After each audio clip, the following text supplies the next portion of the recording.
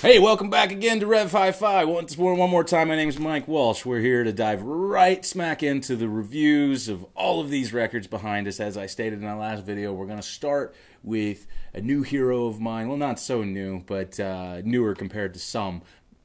Forget that, whatever. Steven Wilson. He was crowned the king of prog rock in 2015 at the Progressive Music Awards in London, so we're being dead serious here. What can I say about Steven Wilson? I swear, if you look this guy up on Google, you're going to... You might even find it hard to figure out who he really is. But for our point of conversation, he's a solo artist who's been recording music under his own name for the better part of, I think, about 10 to 15 years under his own name.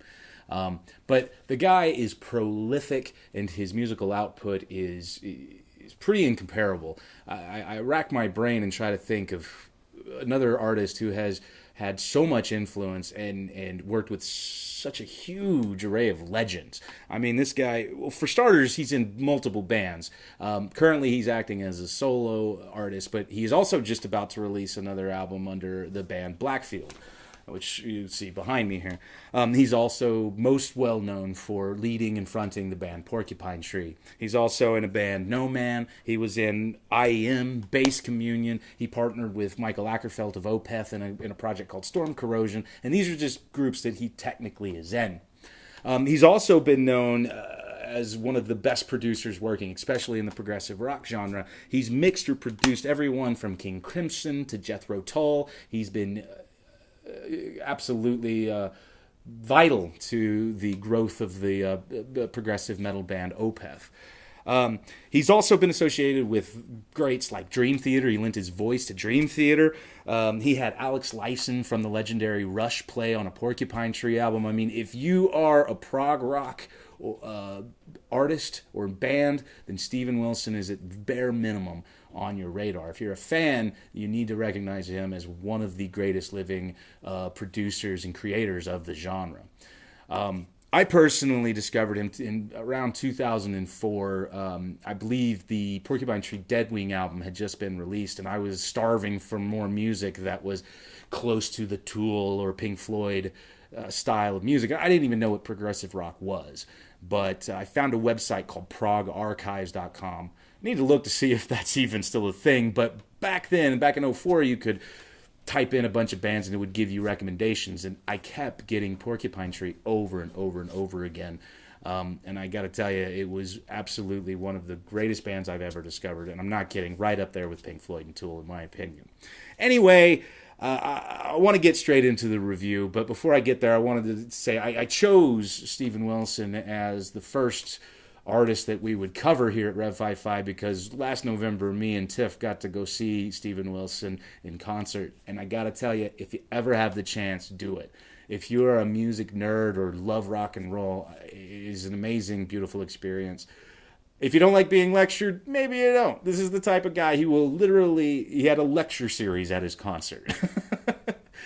So my point is if you're a geek like I am about this style of music, you can't do any better than Mr. Steven Wilson. Anyway, I wanted to cover every record that I own of the man, and unfortunately I only own 3. One being The Raven That Refused to Sing, which we're going to review today. Also, Hand Cannot Erase and Transience, which is kind of like a collection, not a greatest hits, but a curated collection of some of his past music. He has 2 other full-length LPs that I don't have. One's called, which is his first one, Insurgents, and his second one, Grace for Drowning, both of which are magnificent. But there is a difference between those 2 albums, to me, and his 2 last LPs, being that his first 2 were recorded while he was still with Porcupine Tree, when they were still touring an active band. And both of his first 2 solo records kind of feel, to me, like most solo records do of someone who's currently in a band, but as they act as almost a collection of musical ideas that didn't work in the full band that person was in. Whereas The Raven That Refused to Sing and Hand Cannot Erase feel like complete albums. And when I say complete albums, I mean they're complete pieces. They're not random ideas put together, but one giant idea like a good prog rock album should be. But anyway, with that being said, I'm sorry to be long-winded. Let's jump right into a beautiful, beautiful album, The Raven That Refused to Sing.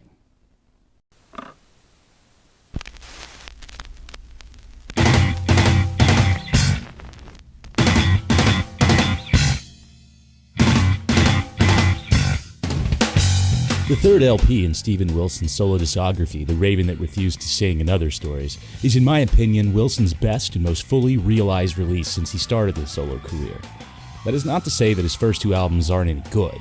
What I mean is that The Raven That Refused to Sing is the first album that is more than just the main dude from Porcupine Tree solo stuff. Honestly, his first two solo albums felt that way to me. I love them, but truly compared to this record, the first two do feel like experimentations or leftover ideas from other projects. With Raven, we have a Steven Wilson free from his allegiance to Porcupine Tree, and 2 years of touring as a solo act under his belt. And boy, does it show. Right off the bat, the opening track, Luminol, blows wide open what Wilson has to offer. I remember an interview with Wilson about why he didn't want to continue Porcupine Tree. He said that he no longer wanted to make heavy music. I may have misunderstood what he meant, because the opening bass and drums on this thing are heavy and thick.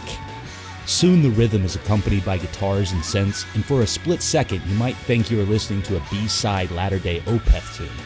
Of course, then you remember how much influence Wilson had on Opeth, and then you might find yourself contemplating the European rock inbreeding, but I digress. Over the course of 12 minutes plus, you will hear a range of style better suited to brain salad surgery than modern rock of today, but it almost never strays from the accessible in any of its movements. As all over the map that the opening track can get, it's always anchored in a pop sensibility as to not offend the casual listener. What a balancing act. And I think that is Wilson's strong suit here and why the album feels more complete than his previous releases. Next up on this proggy journey, we have my favorite track, Drive Home. Here we have a piece that even at 8 minutes feels like it could be a radio single. This tune, in my opinion, perfectly encapsulates Mr. Wilson's work up to this point.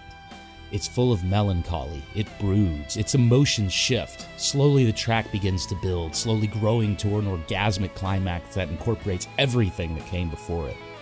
This song alone could hold its own as the anchor of its own EP. Oh wait, that totally exists. In the name of conciseness, I'm going to skip the rest of the songs so that you can discover them for yourself. But let me talk for just a moment about the last song of the album, the title track, The Raven That Refused to Sing. This song, like Drive Home, is a slow burn that starts slow and gradually builds. It's not nearly as technical as the other works on this LP, but it stands out as the most obvious, heartfelt, and meaningful of the bunch. When I got to see Steven Wilson perform this song a few months back, he told the audience that this song was his most favorite song that he had ever written. When you hear it, you'll know why.